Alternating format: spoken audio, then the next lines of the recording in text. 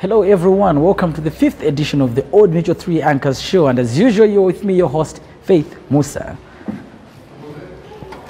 Thank you very much.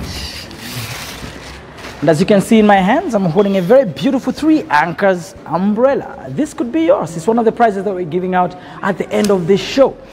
What you need to do is to participate. Remember to answer questions at the end of each and every show. And this could be yours.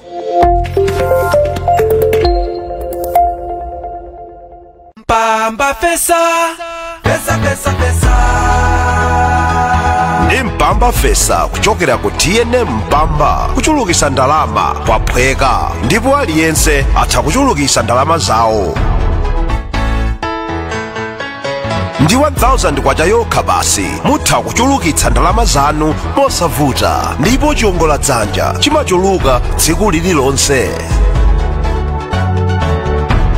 Pogwiritsa ntchito foni yanu ya m'manja mutha kuyamba kuchulukitsa ndalama zanu, kuleka kuchulukitsa ndalama zanu, komanso kudziwa chiongola dzanja chomwe mwalandira pa nthawi ina iliyonse kuchokera konse komwe muli. Ndi kwabwino kuchulukitsa ndalama. Mpamba Fesa, Fesa. Powered by Old Mutual Unit Trust. TNM, always with you.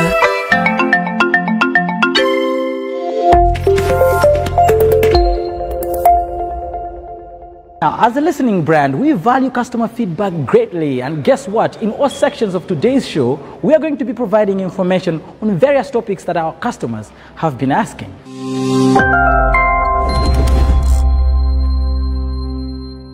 Thank you very much, Faith. If you're just joining us, this is the Know Your Old Mutual segment of the 5th edition of Old Mutual 3 Anchors Season 2.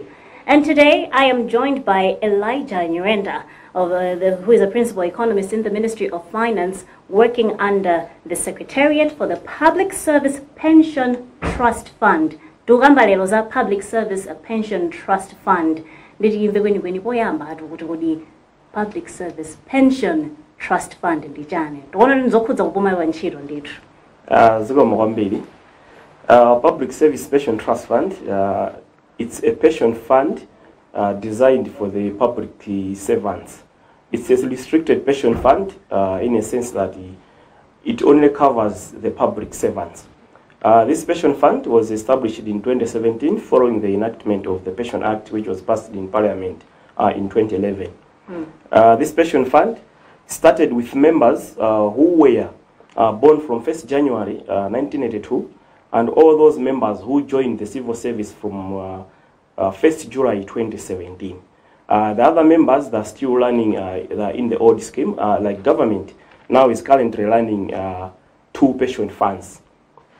Including the Service Pension Trust Fund, there is another one that is also separate. Yes, it's running the other pension fund. The other one is called Pay As You Go, because people that are paid when they retire. While the Public Service Pension Trust Fund is a contributory pension fund, where the members contribute towards their retirement. The government pension fund, that is the trust fund, it sets out the minimum contribution requirements which are in the law, where the employer contributes 10% towards someone's retirement, and the employee contributes 5% towards his retirement, his or her retirement. So in total, a public servant saves about 15% of his salary for his retirement. Okay. When that money is saved, the fund has got investment managers who invest that money in the money market here in Malawi, or I should say in the financial markets here in Malawi.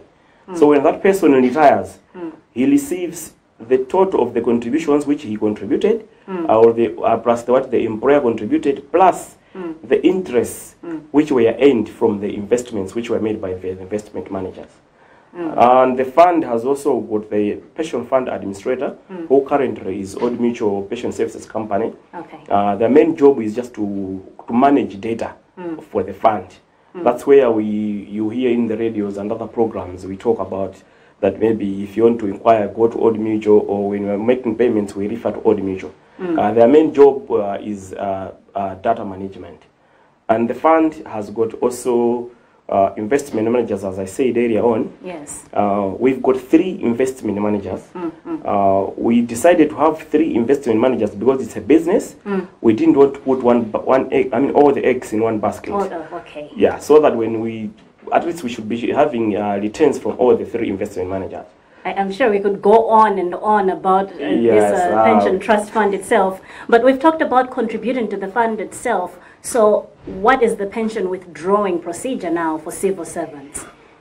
For a civil servant to withdraw his pension benefits, the procedure is once you meet the retirement conditions which are in the law, which by the law I mean the Pension Act. Yes. What you do is we've got desk officers in every vote. Okay. By vote, I mean, every district council has got its own vote, which is used for budgeting. Every ministry or department, they've got their own vote.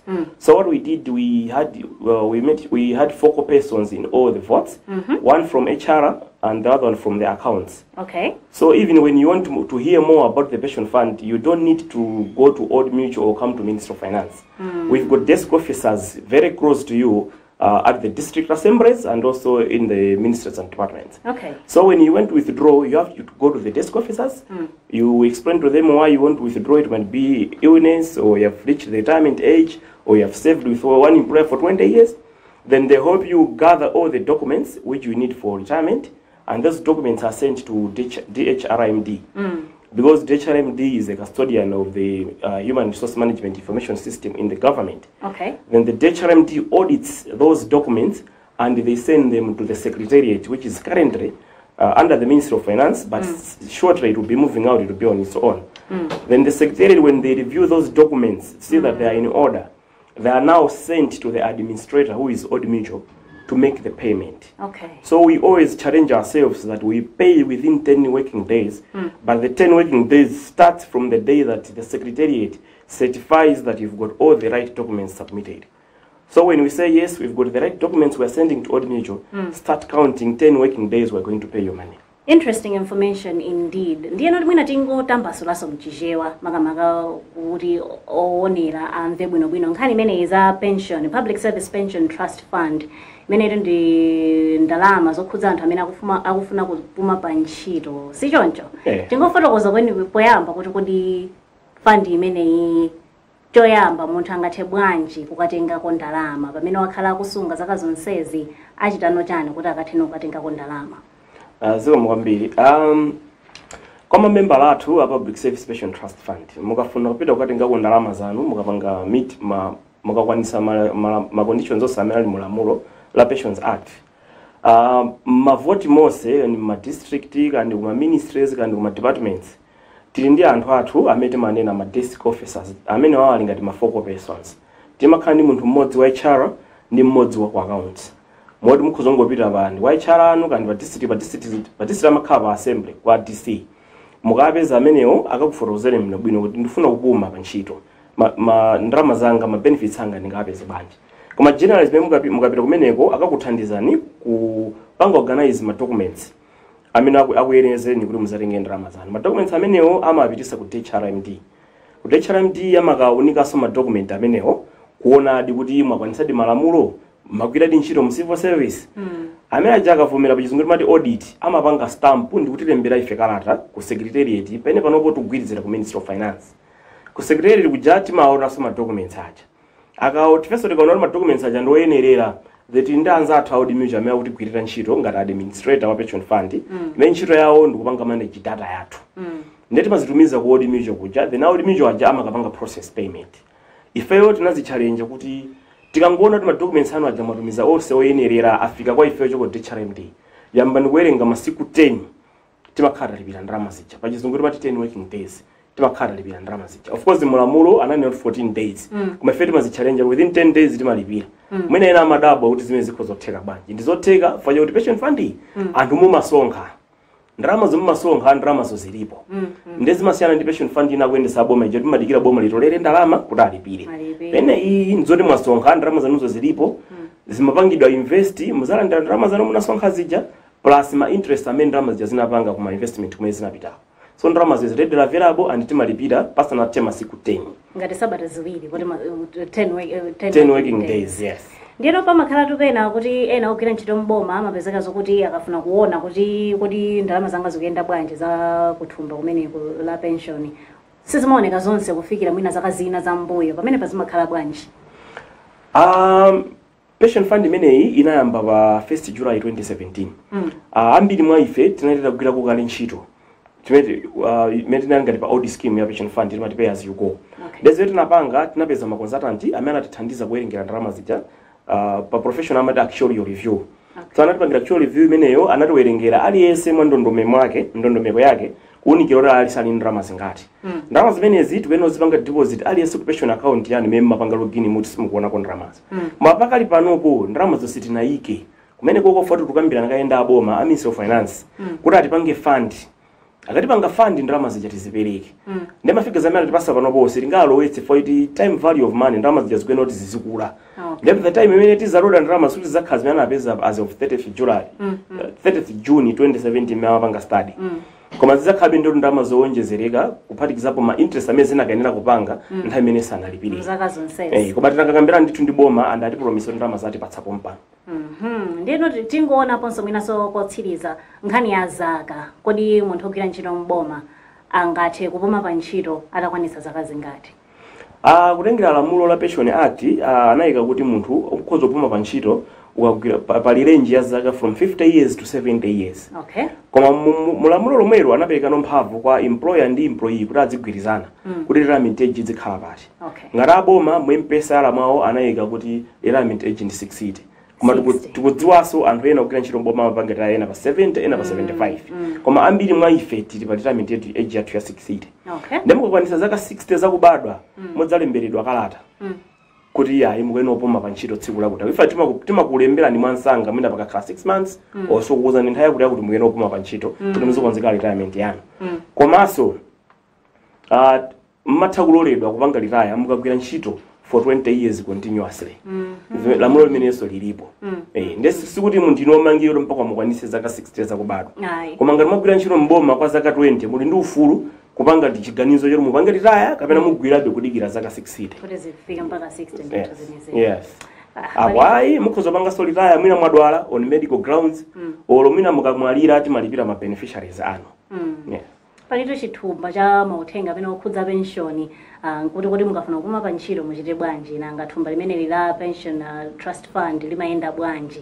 Zonsezi tu mutha kumva zambiri kapena kuwerenga zambiri pa website yawo ya www.psptf.mw. Pamene ponso mumatha kufikiranso masamba a mchezo pa Twitter, pa Facebook ngakhalenso pa Instagram. Ndiponso kupitiriranso pamenepo muthaso kukaonanso zambiri kwa za a pension administrator imene ili Old Mutual. Ndiyetu zonsezi mutha kuzipeza kudzera pa makina a internet website yake ndiyo mweta tafotokoza ija. Pamene paso ndi pamene timalizire segment imeneyi Know Your Old Mutual in the 5th edition of Old Mutual 3 Anchors Season 2. Lero tinali ndi Elijah Nyirenda, who is a principal economist in the Ministry of Finance working under the Secretariat for Public Service Pension Trust Fund. Thank you very much for joining us. Thank you so much.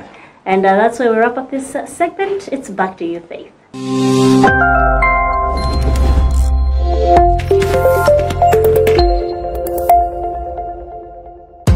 Life's a journey full of goals and dreams, but that journey doesn't have to end when you're gone. Mlela Life Cover is the flexible cover that pays out a cash sum of up to 150 million kwacha at your passing to protect your loved ones from financial hardships that may come. To find out more, speak to your Old Mutual sales agent or call us on 01-820-677. Finish the journey you started with your family with Old Mutual.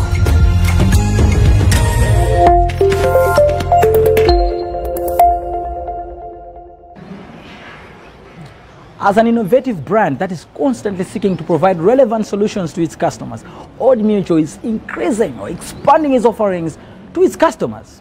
Now, in today's What's Hot segment, we talk about Mtunzi Funeral Services, a subsidiary that has been launched to ease the challenges that Malawians are facing when they lose their loved ones. ndakulandirani.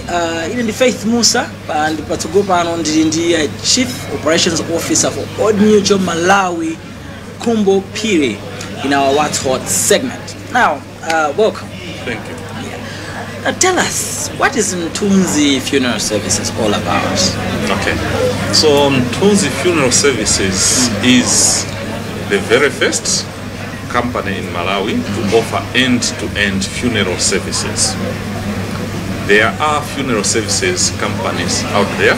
There are funeral parlors out there, but they do not offer end-to-end. We come in and offer end-to-end, and we mean from the point of death, wherever it has happened, whether it's at home, whether it's at the hospital, whether it's outside the country, to the point of burial. We come in, all you do is give us a call and we take it from there. Obviously, under the guidance of the family, we arrange for body removal from wherever death has occurred to the mortuary. We make sure that we take care of the body whilst at the mortuary, and we make sure that we offer the best quality coffins or caskets, which we do sell ourselves, and they are on site. So a mortuary here, next is the showroom where all these things are sold. We make sure that there is food available for all those that come and gather for that particular event. We make sure our service centers have got a chapel. You can choose to have your funeral service right there, adjacent to the workshop or showroom, to the mortuary, and then the chapel where a service can be had. If from there you're going, say one comes from Jinji, we do offer them transport from small cars, minibuses, to a bus, where the bereaved family as well as friends can also be transported to the final point of rest. At the place of rest, which is at the home or at the graveyard, we do offer chairs, we do offer tents, PA system, videography services, and yes, if one wants to live stream, we also do all that. So it's end to end, meaning from the point of death to when one is actually buried. We do offer a streamless service line. Yes. So, kodi ma customer kweni ndi ndani? Chabu. Ma customer athu ndi Malawi na aliyense. Chifukwa chani tikutero? A Malawi takhala tikuferedwa ndipo tizaferedwa lina tikupita. Tikukonza kale maliro sotoka. Mwambo wa maliro uchenje. Nde ife ma customer athu ngakhale kuti ndi Malawi wonse koma tikhoza kugawa muzigawo. Gawo loyamba kunena kuti tili ndi anthu kale amene amatikula mapolisi a funeral ku Old Mutual. Amenewo pakali pano olombuyo monsemo akaferedwa amapereka kochepa kokha pa mwezi. Akaferedwa tinali kale ndi mgwirizano kuti akhati upasani 500,000, 1 million, 2 million, 10 million, mgwirizano unalipo kale. Ndi kwa makastoma amene tikunena kuti malo moti mwina mutenge 2 million ija, muliso ndikuthekera kuti mutenge 2 million mukambe kusakasaka nokha kuti tipanga bwanji. Muli ndikuthekera kunena kuti ndifuna kuti mwambo wanga mundiyendesere ndine. Customer wayamba. Liso ndi anthu ena amene ali ma customer ena si a funeral koma tili ndi ma products ena akozaso unena kuti ife mutiganizira bwanji taakonzeranso mbali yawo. Tiliso ndi anthu ena oti madera mwathu mene tikukhala anthu akupangatu zosonkhera kale muchitawira monsemu munjesi monsemu ata akuluakulu tikaonekedwa zovuta tumavutika wanji tizisonkha pang'ono ka 50 kwacha ka 100 kwacha pamwezi tikuchita madera mwathu amene ajakoza kutifikira kuti ife tikale ndi thumba lathu ili mutithandiza bwanji because wapangira manage zonsezo. 1 kumasungira ndalamazi, 2 akaonekedwa zovuta kuyendesa mambo onse. Tiliso ndi anthu ena onena kuti iwo akuti ineyo zoti za pamwezi pang'ono sindikufuna koma zikazandionekera kungobwera pa service center yathu ya Mthunzi ndili ndalama zanga izi 300,000 500,000 1 million 10 million zonsezo ndithu muzasankha nokha zofunikirazo ndipo tizakwanitsa. Ziko kwambiri apapa munga mwanena kale makambakhani ya ndalama mmene munthu akupezera akhoza kufika ena ndokuti ali ndi polisi kale so pano tikakambankhani ya ndalama tasatha maganiza kuti ndikwanisa kuti ndite akauna mmene zikuonekera muna anthu ena ambakayo chita mata mungatiuze chani kuti Malawi angakwanitse ma services amenewa. Ineyo malo mwa anzanga wonse Nkhunzi Funeral Services tikunena kuti izi zinzokwanisika ndithu chifukwa chani tsiku la lero pamene tukamba pa anthu uda akuferedwa anthu akuyika maliro uda akupanga bwanji akumasonkherana zikukwananso ndalama zambiri mmene anthu akuthera ndi ife tikunena kuti ndalama zomwezo tikupangira patokhazi tisonkhabe ndithu koma service imene tidapeze ndi apamwamba mwayankhula mawu abwino kuti nthawi zina chinthu chikaoneka bwino fako Nkhunzitu zinthu zonse zooneka bwino kuyambira magalimoto ake kuyambira anthu mmene mwapeza kumeneko kuyambira maofesiwo makhofiniwo ndi osanena anthu akhoza kukayikira kuti ife mwina uchasitika kafike si size yathu ife tikunena kuti izi ndizotheka ndithu kalikonse amene kalipo tipezeni mutiuza kuti ine ndi ndalama izi mungatithandize bwanji ifeyo ndithu wina aliyense size yake zilipo ndithu zimene tingapange asaope anthu atipeze ife tiyathandiza ndithu chabwino ziko kwambiri amene ana Chief Operations Officer for Old Mutual Malawi Khumbo Phiri kuzuza zambiri za Mthunzi Funeral Services. Pakadali pano tipita ku segment yina Customer Voice imene kusiyeni manja mwa Linda Ndasauka amene akhala kuti yankhira mafunso aje takati kufusa wiki imeneyi. Ziko kwambiri.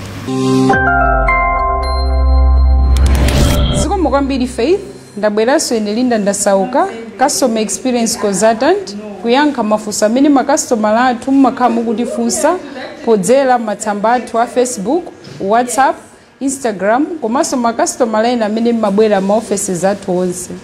Funso lathu loyamba nali what is an early retirement?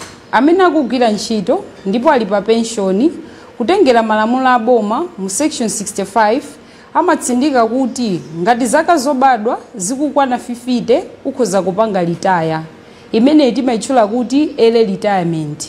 Pa early retirement pompo ngati munthu ukudwala ndipo madokotala atsindika kuti sungathenso kugwira ntchito kwina utha kupanga retire.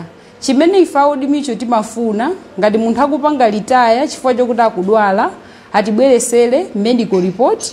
Mu medical report mmenemu atifotokozere zifukwa zotsindika bwino zimene zikuonetsa kuti munthuyo sangagwirenso ntchito kwina.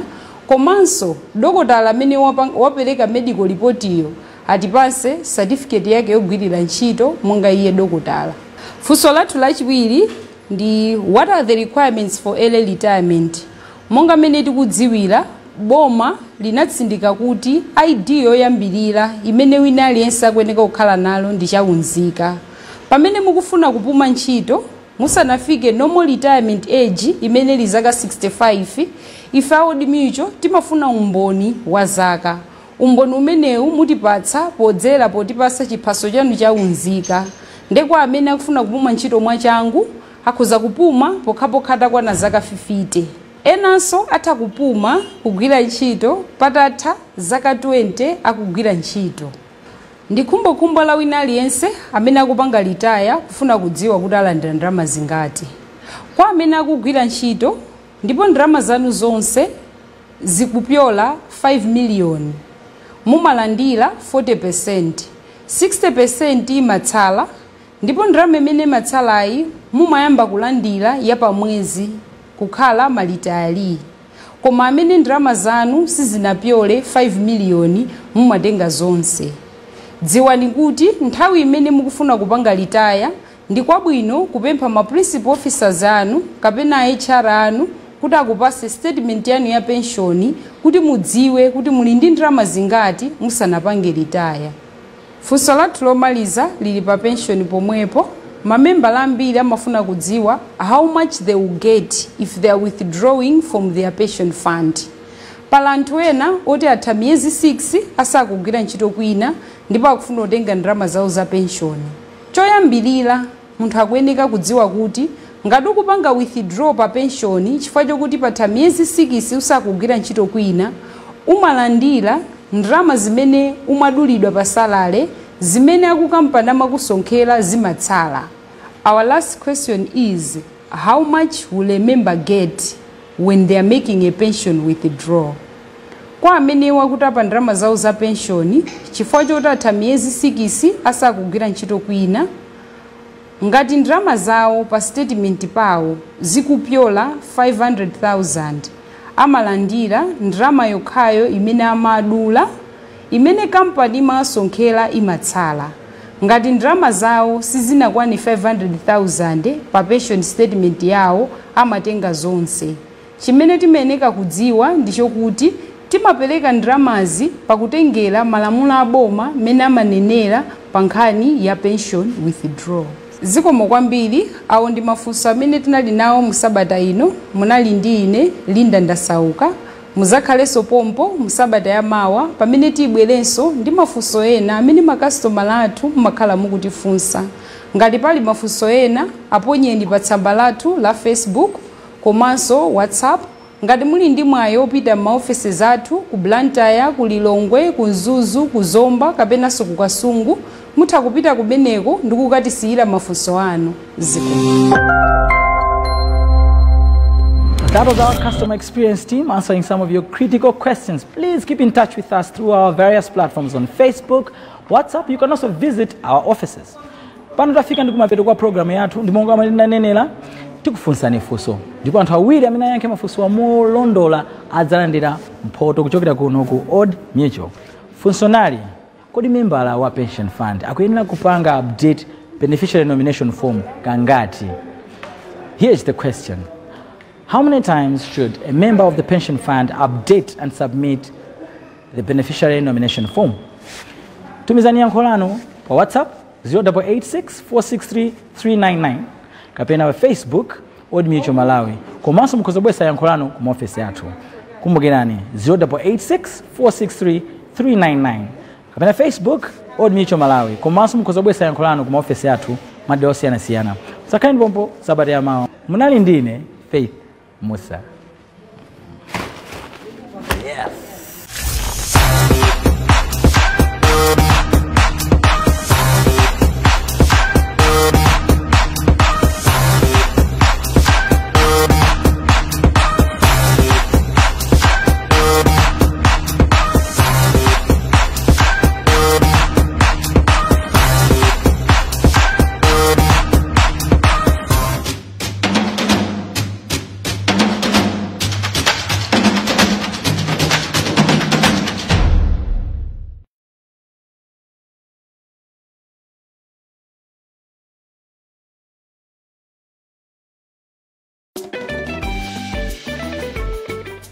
Ndilipira. Iyayi ndilipira ndine.